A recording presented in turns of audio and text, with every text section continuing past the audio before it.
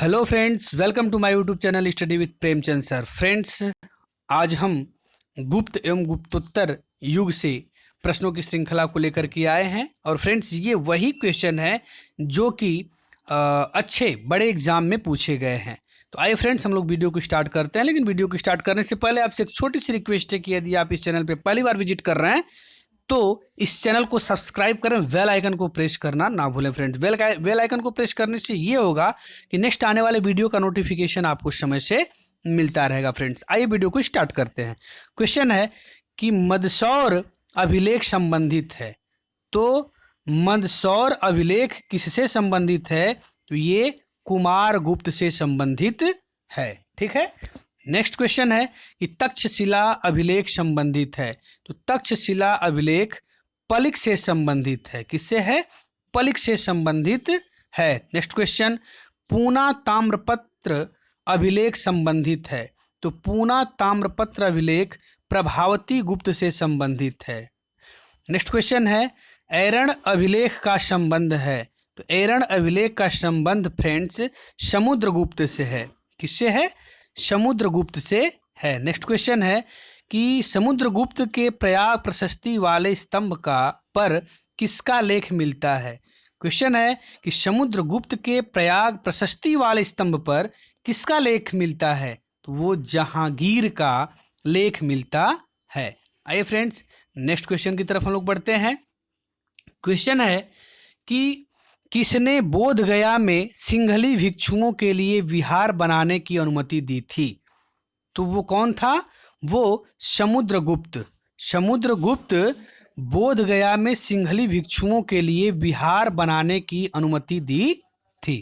Next question है, केवलाद्वैत या अद्वैतवाद के प्रतिपादक थे, तो कौन थे? शंकर या शंकराचार्य। नेक्स्ट क्वेश्चन है, शुद्धाद्वैतवाद के प्रतिपादक थे, तो शुद्धाद्वैतवाद के प्रतिपादक वल्लभाचार्य थे। नेक्स्ट क्वेश्चन है, द्वैताद्वैतवाद के प्रतिपादक कौन थे? तो द्वैताद्वैतवाद के प्रतिपादक माधवाचार्य थे। नेक्स्ट क्वेश्चन है, विशिष्टाद्वैत के प्रतिपादक थे, तो विशिष्टाद्वैत जो है उसके प्रतिपादक रामानुजाचार्य या रामानुज थे। फ्रेंड्स, इसमें से तो ये प्रश्न गारंटी किसी न किसी एग्जाम में पूछता है। नेक्स्ट क्वेश्चन है कि निम्नलिखित कथन सही है। फाहियान ने उल्लेख किया है कि भारत का कोई भी सम्मानित व्यक्ति मांस नहीं खाता था। अशोक का युग शाकाहार के विकास की दृष्टि से मील का पत्थर था। देख रहे हैं, ये जो क्वेश्चन है उस क्वेश्चन में सही कथन को छांटना था। तो उसमें सही कथन था कि फाहियान ने उल्लेख किया है कि भारत का कोई भी सम्मानित व्यक्ति मांस नहीं खाता था, और दूसरा कि अशोक का युग शाकाहार के विकास की दृष्टि से मील का पत्थर था। ठीक है। आइए नेक्स्ट क्वेश्चन की तरफ बढ़ते हैं। क्वेश्चन है कि उत्तर रामचरित के लेखक कौन थे? तो उत्तर रामचरित के लेखक भवभूति थे। कौन थे? भवभूति थे। नेक्स्ट क्वेश्चन, मृच्छकटिकम रचनाएं संबंधित हैं, तो मृच्छकटिकम जो रचना है वो शूद्रक से संबंधित है। ठीक है। नेक्स्ट क्वेश्चन, 10 कुमार चरितम रचनाएं किनसे संबंधित हैं? तो 10 कुमार चरितम दंडी से संबंधित हैं। ठीक है फ्रेंड्स। नेक्स्ट क्वेश्चन, किरातार्जुनियम रचनाएं किनसे संबंधित हैं? तो किरातार्जुनियम की जो रचना है वो महाकवि भारवी से संबंधित है। किससे?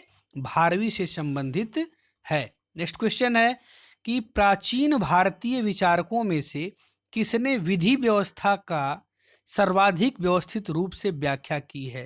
क्वेश्चन को फिर से देखते हैं कि प्राचीन भारतीय विचारकों में से किसने विधि व्यवस्था की सर्वाधिक व्यवस्थित रूप से व्याख्या की है? तो वो कौन है? आप स्तंभ। नेक्स्ट है, किसने हूण शासक मिहिर कुल को पराजित किया था? तो किसने किया था? यशोवर्मन ने किया था। नेक्स्ट क्वेश्चन है, सीयूकी नामक यात्रा विवरण किससे जुड़ा है? तो सीयूकी नामक यात्रा विवरण फ्रेंड्स ह्वेनसांग से जुड़ा हुआ है। किससे? ह्वेनसांग से सी यू की नामक यात्रा विवरण जुड़ा हुआ है। आइए नेक्स्ट क्वेश्चन की तरफ बढ़ते हैं। क्वेश्चन है कि किसने हर्षवर्धन को पराजित किया था? तो हर्षवर्धन को पराजित करने वाला पुलकेशिन द्वितीय था। कौन था? पुलकेशिन द्वितीय। नेक्स्ट क्वेश्चन है, पृथिव्या प्रथम वीर उपाधि थी किसकी? समुद्रगुप्त की। देखिए, पृथिव्या प्रथम वीर उपाधि थी समुद्रगुप्त की। नेक्स्ट क्वेश्चन है, गुप्त वंश ने किस अवधि में शासन किया? तो गुप्त वंश 319 से 500 ईस्वी में शासन किया था। गुप्त वंश 319 से 500 ईस्वी तक शासन किया था। ठीक है फ्रेंड्स, आइए नेक्स्ट क्वेश्चन की तरफ बढ़ते हैं। क्वेश्चन है कि किस एक ने 4 अश्वमेघों का संपादन किया था? तो किसने किया था? प्रवरसेन प्रथम ने। किसने किया था फ्रेंड्स? प्रवरसेन प्रथम ने किया था। नेक्स्ट क्वेश्चन है, भारत का नेपोलियन किसे कहा जाता है? तो भारत का नेपोलियन समुद्रगुप्त को कहा जाता है। फ्रेंड्स, ये आसान क्वेश्चन जरूर है, लेकिन देखिए ये कितने परीक्षाओं में पूछा गया है। और मैं आपको बता दूं कि थोड़ा सा प्रश्नों का लेवल जो है टफ है। तो टफ है तो किसके लिए बना हुआ है? UPSC, UPPSC, RO, ARO, UPPSCS, lower subordinate, इन सब के लिए है। तो इसलिए थोड़ा सा इनका लेवल जो है हाई है। तो आप लोग घबराएं ना, वीडियो के साथ बने रहें, क्वेश्चन को आप लोग देखते रहे। नेक्स्ट क्वेश्चन है कि प्राचीन भारत का नेपोलियन किसे कहा जाता है? तो प्राचीन भारत का नेपोलियन समुद्रगुप्त को कहा जाता है। ठीक है, आइए नेक्स्ट क्वेश्चन की तरफ बढ़ते हैं। क्वेश्चन है फ्रेंड्स कि किस गुप्त राजा का एक अन्य नाम देवगुप्त था? तो वो था, किस गुप्त राजा का एक अन्य नाम देवगुप्त था? तो वो चंद्रगुप्त द्वितीय था। कौन था? चंद्रगुप्त द्वितीय। नेक्स्ट क्वेश्चन, प्रथम गुप्त शासक जिसने प्रथम भागवत की उपाधि धारण की थी वह चंद्रगुप्त द्वितीय था। कौन था? चंद्रगुप्त द्वितीय। नेक्स्ट क्वेश्चन, इलाहाबाद स्तंभ अभिलेख किससे संबंध है? तो वो है समुद्रगुप्त से संबंधित है। इलाहाबाद का जो स्तंभ अभिलेख है वो समुद्रगुप्त से संबंधित है। नेक्स्ट क्वेश्चन है फ्रेंड्स, प्रयाग प्रशस्ति किसके सैन्य अभियान के बारे में जानकारी देती है? तो प्रयाग प्रशस्ति समुद्रगुप्त, किसके? समुद्रगुप्त के अभियान के बारे में जानकारी देती है। नेक्स्ट क्वेश्चन है कि दिल्ली की कुव्वत उल इस्लाम मस्जिद के प्रांगण में उन्नत प्रसिद्ध लौह स्तंभ किसकी स्मृति में है? तो वो है चंद्र, किसकी? चंद्र की स्मृति में है। नेक्स्ट क्वेश्चन है कि कौन सा राजवंश हुणों के आक्रमण से अत्यंत विचलित हुआ? तो वो गुप्त राजवंश जो है वो हुणों के आक्रमण से अत्यंत विचलित हो गया था। नेक्स्ट क्वेश्चन है कि हुणों ने भारत पर आक्रमण किया था। तो हुणों ने भारत पर आक्रमण स्कंदगुप्त के शासन काल में किया था। किसके शासन काल में फ्रेंड्स? स्कंदगुप्त के शासन काल में किया था। नेक्स्ट क्वेश्चन है कि किस गुप्त शासक ने हुणों पर विजय प्राप्त की? तो स्कंदगुप्त ने हुणों पर विजय प्राप्त की। नेक्स्ट क्वेश्चन, गुप्त सम्राट जिसने हुणों को पराजित किया था वो कौन था? तो वो स्कंदगुप्त था। अर्थात स्कंदगुप्त ने हुणों पर विजय प्राप्त की थी और ये गुप्त सम्राट स्कंदगुप्त जो था वो हुणों को पराजित किया था।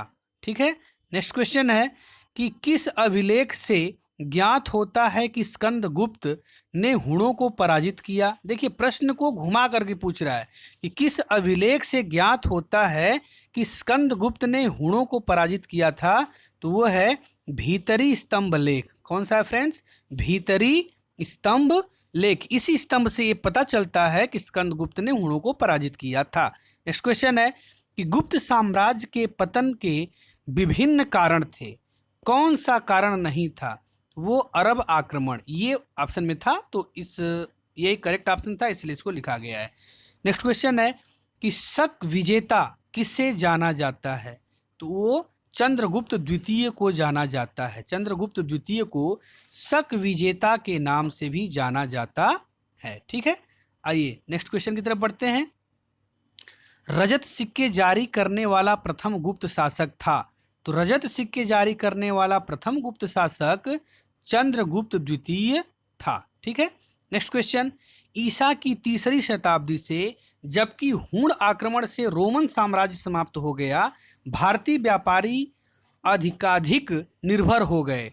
तो भारतीय व्यापारी किस पे अधिकाधिक निर्भर हो गए? तो दक्षिण पूर्व एशियाई व्यापार पर, दक्षिण पूर्व एशियाई व्यापार पर भारतीय व्यापारी अधिकाधिक निर्भर हो गए। नेक्स्ट क्वेश्चन है कि गुप्त काल में उत्तर भारतीय व्यापार किस एक पत्तन से संचालित होता था? तो किस पत्तन से? ताम्रलिप्ति पत्तन से। किससे? ताम्रलिप्ति पत्तन से संचालित होता था। ठीक है, नेक्स्ट क्वेश्चन है फ्रेंड्स कि भारत ने दक्षिण पूर्वी एशिया के साथ अपने आरंभिक सांस्कृतिक संपर्क तथा व्यापारिक संबंध बंगाल की खाड़ी के बाहर बना रखे थे। कौन सी बंगाल की खाड़ी के इस उत्कृष्ट आरंभिक समुद्री इतिहास की सबसे विश्वसनीय व्याख्या हो सकती है? तो इसका आंसर होगा कि बंगाल की खाड़ी में चलने वाली मानसूनी हवाओं ने समुद्री यात्राओं को सुगम बना दिया था। बंगाल की खाड़ी में चलने वाली मानसूनी हवाओं ने समुद्री यात्राओं को सुगम बना दिया था। ठीक है, तो नेक्स्ट क्वेश्चन है फ्रेंड्स कि प्राचीन भारत में देश की अर्थव्यवस्था में अत्यंत महत्वपूर्ण भूमिका निभाने वाली श्रेणी संगठन के संदर्भ में कौन सा कथन सही है? तो इसका आंसर हो जाएगा श्रेणी ही वेतन, काम करने के नियमों, मानकों और कीमतों को सुनिश्चित करती थी। श्रेणी का अपने सदस्यों पर न्यायिक अधिकार होता था। ठीक है, आइए नेक्स्ट क्वेश्चन की तरफ देखते हैं फ्रेंड्स। कह रहा है कि गुप्त काल में गुजरात, बंगाल, दक्कन एवं तमिल राष्ट्र में स्थित केंद्र किससे संबंधित थे? तो किससे संबंधित थे? ये थे वस्त्र उत्पादन से संबंधित थे, वस्त्र उत्पादन से संबंधित थे फ्रेंड्स। ठीक है, नेक्स्ट क्वेश्चन की तरफ हम लोग बढ़ते हैं। क्वेश्चन है कि गुप्त काल में उत्तर भारतीय व्यापार किस बंदरगाह से संचालित होता था? अभी इससे पहले हम लोगों ने पढ़ा था कि वो ताम्रलिप्ति बंदरगाह से संचालित होता था। नेक्स्ट क्वेश्चन, कौन गुप्त काल में अपनी आयुर्विज्ञान विषयक रचना के लिए जाना जाता था? तो ये सुश्रुत जी थे। कौन? सुश्रुत। नेक्स्ट क्वेश्चन है कि किसका प्राचीन भारत के आयुर्वेद शास्त्र से संबंध नहीं है? तो वो भास्कराचार्य जी का। भास्कराचार्य जी जो थे, इनका भारत के आयुर्वेद शास्त्र से संबंध नहीं था। नेक्स्ट क्वेश्चन, प्राचीन कालीन भारत में हुई वैज्ञानिक प्रगति के संदर्भ में कौन से कथन सही हैं? देखिए, यह है प्रथम शती ईस्वी में विभिन्न प्रकार के विशिष्ट शल्य औजारों का उपयोग आम था। पाँचवीं शती ईस्वी में ईस्वी के ज्या का सिद्धांत ज्ञात था। 7वीं शती ईस्वी में चक्री चतुर्भुज का सिद्धांत ज्ञात था। ठीक है, नेक्स्ट क्वेश्चन है, चंद्रगुप्त के 9 रत्नों में से कौन फलित ज्योतिष से संबंधित था? तो चंद्रगुप्त के 9 रत्नों में से छपड़क जो है वो फलित ज्योतिष से संबंधित था। कौन? छपड़क। नेक्स्ट क्वेश्चन, कालिदास किसके शासन काल में थे? तो कालिदास चंद्रगुप्त द्वितीय के शासन काल में थे। नेक्स्ट क्वेश्चन है, अधोलिखित में कौन गुप्तकालीन स्वर्ण मुद्रा है? तो जो ऑप्शन है उसमें से ये सही है, दीनार। दीनार जो है गुप्तकालीन स्वर्ण मुद्रा है। नेक्स्ट क्वेश्चन, गुप्तकालीन रजत मुद्राओं को नाम दिया गया था। तो क्या नाम दिया गया था फ्रेंड्स? रूपक नाम दिया गया था। गुप्त काल में जो रजत मुद्राएं थीं उनको रूपक के नाम से जाना जाता था। ठीक है, नेक्स्ट क्वेश्चन, किस गुप्त शासक ने सर्वप्रथम सिक्के जारी किए? तो किस गुप्त शासक ने? चंद्रगुप्त प्रथम ने। चंद्रगुप्त प्रथम ने सिक्के सबसे पहले जारी किए थे। ठीक है, नेक्स्ट क्वेश्चन, गुप्त काल में लिखित संस्कृत नाटकों में स्त्री और शूद्र बोलते थे। किस भाषा में? प्राकृत में। किसमें? प्राकृत में बोलते थे। नेक्स्ट क्वेश्चन, सती प्रथा का प्रथम अभिलेखीय साक्ष्य प्राप्त हुआ कहाँ से? एरण से प्राप्त हुआ फ्रेंड्स। सती प्रथा का प्रथम अभिलेखीय साक्ष्य एरण से प्राप्त हुआ। नेक्स्ट क्वेश्चन कि गुप्त संवत की स्थापना किसने की? तो गुप्त संवत की स्थापना चंद्रगुप्त प्रथम ने की थी। किसने? चंद्रगुप्त प्रथम ने की थी। नेक्स्ट क्वेश्चन, समुद्रगुप्त ने उपाधि धारण की कब? परक्रमांक की उपाधि धारण की थी। ठीक है फ्रेंड्स। नेक्स्ट क्वेश्चन है कि चंद्रगुप्त द्वितीय ने उपाधि धारण की, चंद्रगुप्त द्वितीय ने उपाधि धारण की विक्रमादित्य की। किसकी? विक्रमादित्य। और आपको पता भी है कि चंद्रगुप्त द्वितीय को चंद्रगुप्त विक्रमादित्य के नाम से जाना जाता है। तो चंद्रगुप्त द्वितीय जो है वो विक्रमादित्य की उपाधि धारण की थी।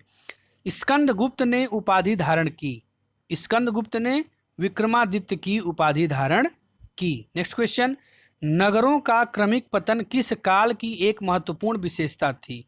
तो नगरों का क्रमिक पतन गुप्त काल की एक महत्वपूर्ण विशेषता थी। किस काल की? गुप्त काल की। नेक्स्ट क्वेश्चन, किस शासक वंश ने मंदिरों एवं ब्राह्मणों को सबसे अधिक ग्राम अनुदान में दिया था? तो गुप्त वंश के शासकों ने सबसे अधिक मंदिरों एवं ब्राह्मणों को अनुदान दिया था। किस शासक ने? तो गुप्त वंश के शासकों ने। नेक्स्ट क्वेश्चन है, प्राचीन भारत में किस वंश का शासनकाल स्वर्ण युग कहा जाता है? तो प्राचीन भारत में गुप्त वंश का शासनकाल स्वर्ण युग के नाम से जाना जाता है। मोस्ट इंपॉर्टेंट क्वेश्चन है, वीवीआई। नेक्स्ट क्वेश्चन, गुप्त युग में भूमि राजस्व की दर क्या थी? तो गुप्त युग में भूमि राजस्व की दर उपज का छठा भाग था। क्या था? उपज का छठा भाग था गुप्त युग में। नेक्स्ट क्वेश्चन, धर्मशास्त्रों में भू राजस्व की दर क्या थी? तो धर्मशास्त्रों में भू राजस्व की दर 1/6 अर्थात 1/6 थी। नेक्स्ट क्वेश्चन, हिंदू विधि द्वारा मान्य कर कितना था? तो हिंदू विधि द्वारा मान्य कर उपज का छठा भाग था। उपज का छठा भाग था। नेक्स्ट क्वेश्चन, गुप्त साम्राज्य द्वारा निम्न में से किन्हें कर रहित कृषि भूमि प्रदान की जाती थी? तो किन्हें? ब्राह्मणों को कर रहित कृषि भूमि प्रदान की जाती थी। ठीक है फ्रेंड्स। नेक्स्ट क्वेश्चन है कि प्राचीन भारत में सिंचाई कर को कहते थे। तो प्राचीन भारत में सिंचाई कर को और किस नाम से जाना जाता था? तो विदक भागम के नाम से जाना जाता था। थोड़ा टेढ़ा नाम है। तीसरी शताब्दी में वारंगल प्रसिद्ध था। किस लिए? लोहे के यंत्रों उपकरणों हेतु। तीसरी शताब्दी में वारंगल लोहे के यंत्रों और उपकरणों हेतु प्रसिद्ध था। नेक्स्ट क्वेश्चन, तोरमाण किस जातीय दल का था? तो तोरमाण जो है हूण जातीय दल का था। कहाँ? किसका? हूण जातीय दल का था। ठीक है। आइए नेक्स्ट क्वेश्चन की तरफ बढ़ते हैं। क्वेश्चन है कि विशाख दत्त के प्राचीन भारतीय नाटक मुद्रा राक्षस की विषय वस्तु है। तो इसकी विषय वस्तु क्या है? चंद्रगुप्त मौर्य के समय में राज दरबार की दुर्भिंसदियों के बारे में। नेक्स्ट क्वेश्चन है कि निम्न कथन किस वंश के शासकों के लिए सही है? सम्राट स्वयं के लिए दैवीय अधिकारों का दावा करते थे। उन्होंने भूमिदान की परंपरा को विताड़ित किया। तो ये गुप्त वंश के शासकों में ऐसा होता था। ठीक है। नेक्स्ट क्वेश्चन, कहा जाता है कि शतरंज का खेल उद्भूत हुआ। तो शतरंज का खेल जो है कब उद्भूत हुआ और कहाँ पे? तो वो है उसका आंसर भारत में। शतरंज का खेल उद्भूत हुआ भारत में। ठीक है। आइए नेक्स्ट क्वेश्चन की तरफ बढ़ते हैं। क्वेश्चन है कि शूद्रक द्वारा लिखी हुई प्राचीन भारतीय पुस्तक मृच्छकटिकम का विषय था। तो शूद्रक द्वारा लिखी हुई प्राचीन भारतीय पुस्तक मृच्छकटिकम का विषय एक धनी व्यापारी और एक गणिका की पुत्री की प्रेम गाथा है। ठीक है। ये जो विषय था एक धनी व्यापारी और एक गणिका की पुत्री की प्रेम गाथा। नेक्स्ट क्वेश्चन, प्राचीन सांख्य दर्शन में किसका महत्वपूर्ण योगदान है?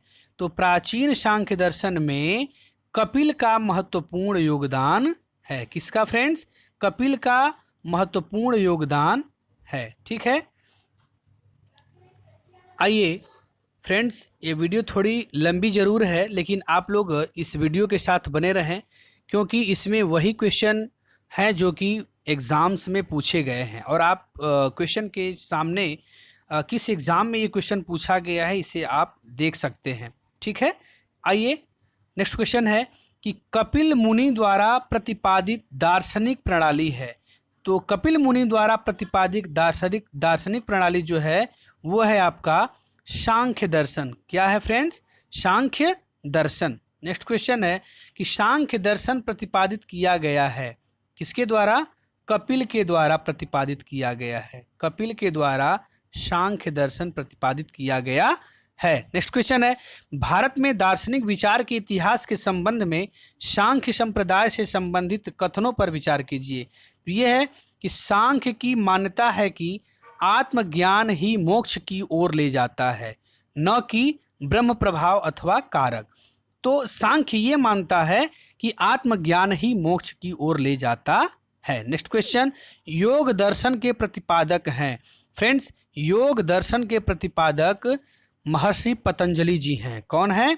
पतंजलि हैं। नेक्स्ट क्वेश्चन, योग के आविष्कारक थे। देखिए प्रश्न को घुमा दिया है कि योग दर्शन के प्रतिपादक थे पतंजलि, योग के आविष्कारक थे, तो लिख रहा है योग के आविष्कारक कौन थे? पतंजलि ही थे। महाभाष्य के लेखक पतंजलि समसामयिक थे, तो ये थे पुष्यमित्र शुंग के। किसके? पुष्यमित्र शुंग के। नेक्स्ट क्वेश्चन है नव्य न्याय संप्रदाय के संस्थापक कौन थे? तो न्याय संप्रदाय के संस्थापक गंगेश थे। कौन थे? गंगेश थे।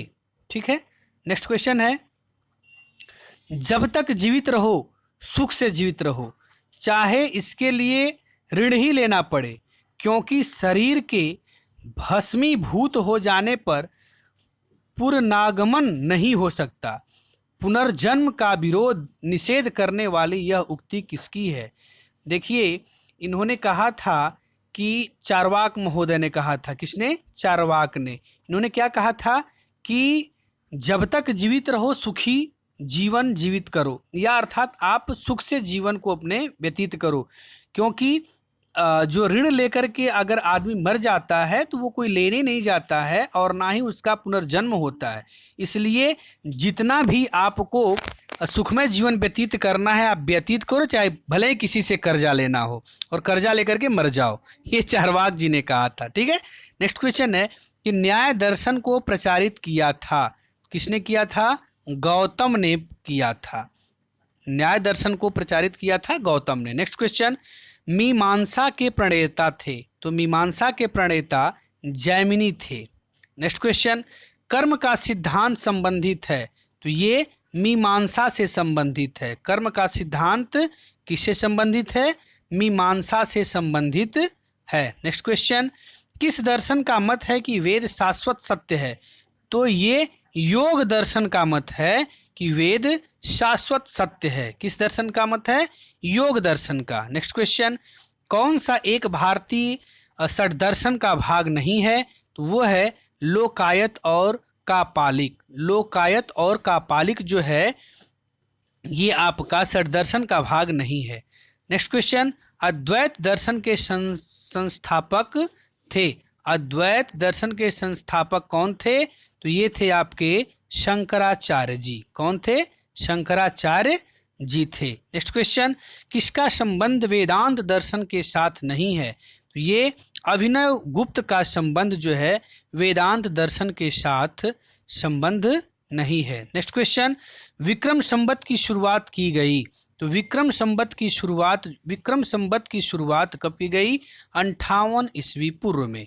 नेक्स्ट क्वेश्चन, शक संवत की शुरुआत कब हुई? तो शक संवत की शुरुआत फ्रेंड्स 78 ईस्वी में हुई थी। ठीक है, नेक्स्ट क्वेश्चन, गुप्त संवत की शुरुआत कब हुई?